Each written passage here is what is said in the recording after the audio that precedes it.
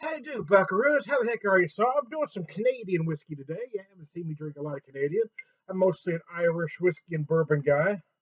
Lately, you see me drinking some Scotch. I'm having some 40 Creek here for a very good reason. And for those that know me, I already know what that reason is. You guessed it, it was on sale. It was 11.50. I could find this whiskey typically anywhere between 18 to 25. It's got a bit of a swing on it. But I actually picked up this one for 11.50. It was a set that came with this very nice thermos. I need to set that thermos here apparently because that's where it blocks all the light. There was there, top. My head over in the right spot. There we go. But then I blocked the bottle. So anyway, I've got some poured on the rocks I'm going to do first. I'm going to drink some neat, but to get some picture, I had to pour it on the rocks, so I'm going to drink the rocks first.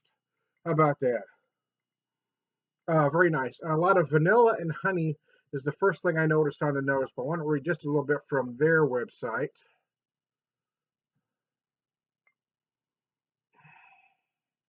40 Creek Barrel Select is 80 proof. Tasting notes, they say this unique barrel selection process results in a whiskey where aromas are of honey, vanilla, and apricot fused with toasty oak, black walnut spice. Flavor is rich and bold on the palate and is completed in a smooth, unique long finish. So they tell you look for honey, vanilla, apricot, toasty oak, and black walnut.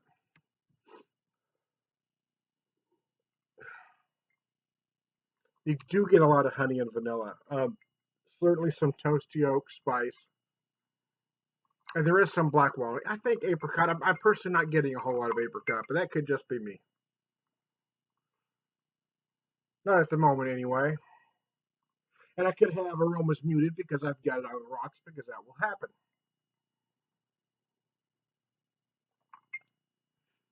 Oh gosh, that is nice. Yeah, you know what? Black walnut's an interesting thing.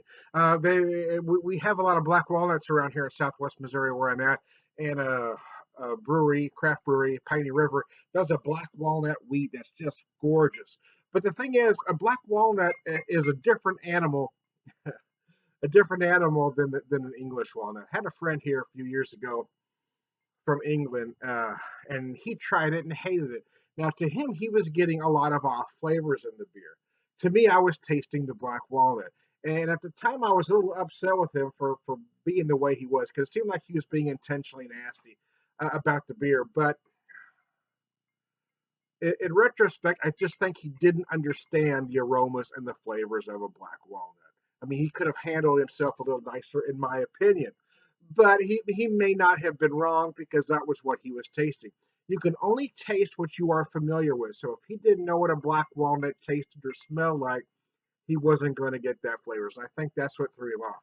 And I think that's what might throw some folks off about this one too. Is the black walnuts are very pungent. It's completely different than an English walnut. I have to admit though, if I'm going to buy a Canadian whiskey, I would rather buy this one than that big name brand that everybody knows that's in every bar. If I'm in a bar and going to have a shot of Canadian whiskey, I'm going to choose the 40 Creek over that name brand that everybody knows. Because personally, I'm not going to say it's a better whiskey, but I prefer it. I think it's every bit the quality, and I like the taste of this one. I think it's more nuanced. I think it's more complex. And I think that whiskey basically benefits the same way that some beers do. Is that's the name everybody knows.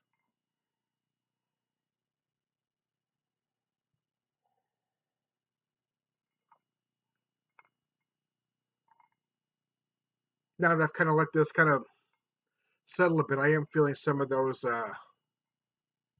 black walnut notes. I'm feeling a lot of toffee-like notes as well, but that could just be my bourbon nose and my palate because those are the flavors I'm used to getting.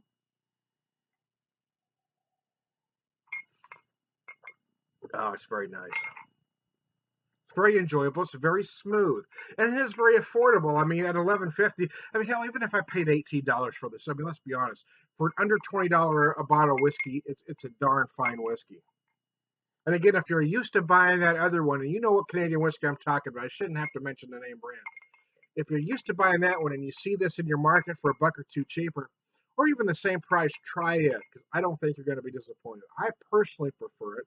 It's going to depend on your taste buds, but I think a lot of people go with that other whiskey because it's the name they know.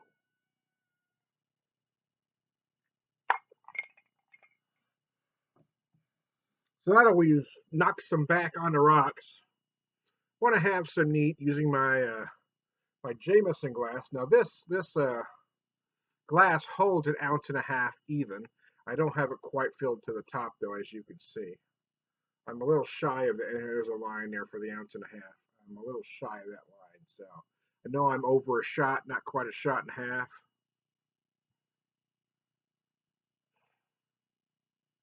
As you might expect, and as you should, the aromas are bolder.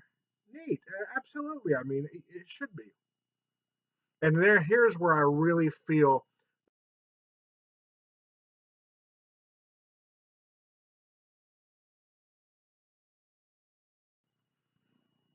Here's where you really feel the black walnut notes on the neat version. You almost have to drink this neat. But I mean, it is a whiskey you could drink any way you want. If you want to put it on rocks, put it on rocks. You want to drink it, you want to mix it like a highball, go ahead. Do whatever you want because it's not an expensive whiskey. And that's the great thing about it. But in my opinion, it is quality enough to drink neat, which sets it apart from other $20 whiskeys that really don't work neat. But here the aromas are just fantastic. Here I do get that apricot they were talking about. A lot of vanilla, a lot of spice. And on the spice notes, I really didn't define the spice notes I was getting earlier.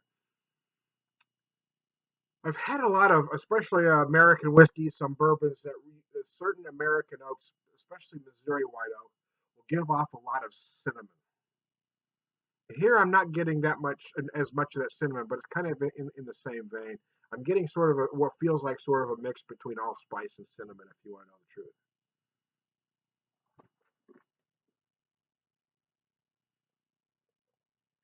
Oh yeah. Oh, good golly. Yeah, see, that's the thing. Sometimes there are some whiskeys that work well as a highball. They mix well, but they don't taste good on their own, especially if you're talking under $20 whiskeys. For a whiskey you can find under 20, it may not typically be under 20, but it's one you can find if you look. It does lend itself well to drinking neat if you're a neat drinker. Mm, it's freaking gorgeous. It's very smooth. It's the texture is very pleasant. And although I got a lot of the smoothness on the rocks, I got a lot of the honey and vanilla, some of the oak, some of the spice. The apricot, the black walnut were kind of muted when it was cold and had some melt off in it. Drinking it neat, then I could really feel that marriage with the apricot mixed in with all those other notes, the honey, vanilla, the oak, the spice. It all kind of comes together harmoniously. I'm personally getting some toffee notes, but again, that could be just because those are flavors I'm used to getting. Mm. Yabba dabba do, man, that's tasty. Oh wow. So I hope everybody had a happy new year. It's about a week past now as I'm doing this video. It was about a week ago, but hey, I hope y'all survived, had a good one. Uh, Kind of spent too much money between Christmas and New Year's, and I got to tighten my belt. Hence an $11.50 whiskey. Uh, the good news for me is I still have some good whiskey around that I had purchased earlier. But I thought, for 11.50, you just can't go wrong. I mean, it's bargain. It's a solid whiskey price. A solid whiskey for a bargain whiskey price is what I have been trying to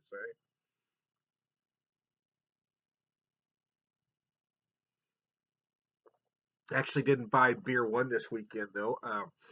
I bought this bottle of whiskey, but I had some beer left over from last week, and that I'm going to get to, so I didn't buy any new beer this week. We're going to work through the stuff we got, man. I don't know how much videos I'm going to do. There's a few I need to do some written reviews on. I hate to use the term review because I don't really do a review, but that's a term everybody knows.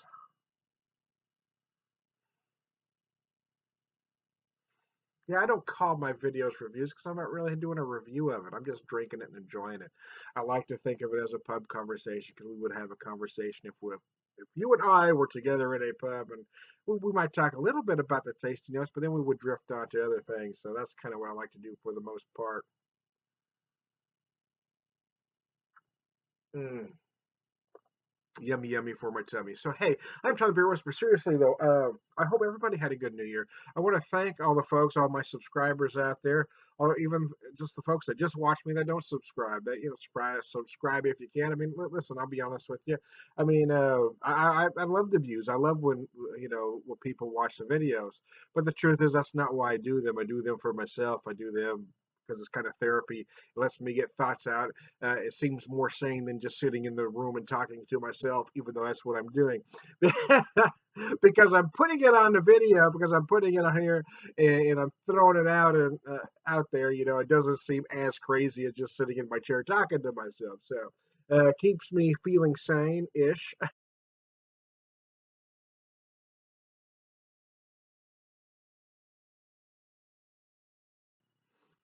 And also works as my therapist. So there you go. Hey, I am Thunder Beer Whisperer. I hope you're doing well. I am Thunder Beer Whisperer. How many times? I think that should be a drinking game. We're gonna take a shot every time he says he's Tom the Beer Whisperer. You have a good time, man. I approve this message. You should have voted for me, man. We're screwed now. Fascism comes to America, baby.